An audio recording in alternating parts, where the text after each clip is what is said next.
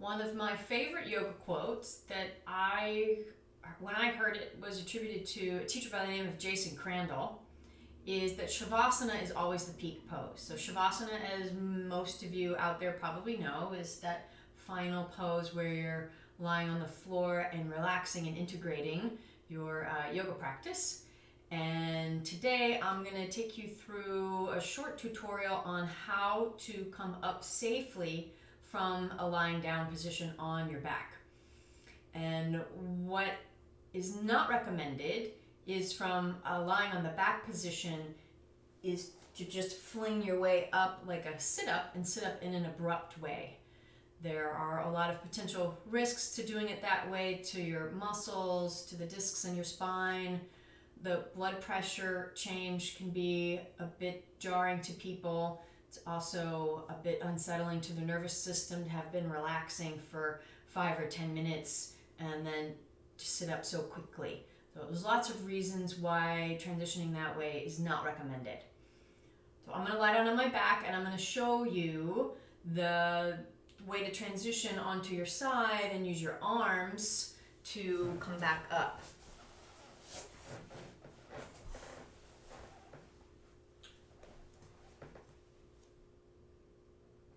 So typically after shavasana, maybe you do it in your home practice, you set a timer for 5 minutes or 10 minutes, and your timer's gone off.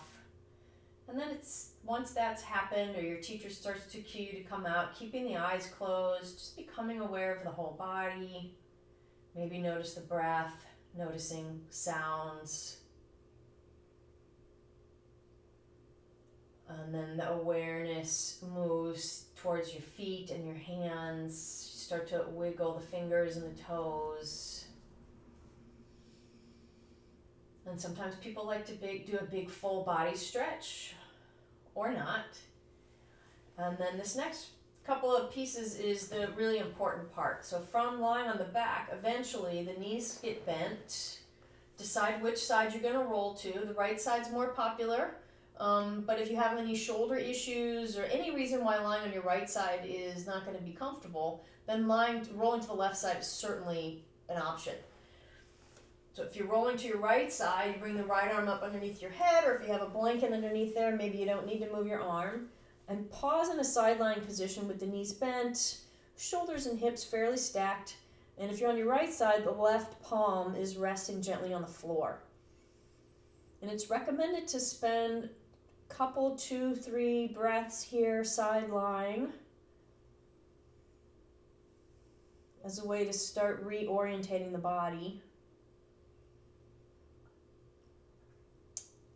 And then from this position, from the side lying position, the top hand presses into the floor and the top leg, it's usually helpful if the top leg straightens somewhat as you press down, and then use the other hand to continue pressing your way up.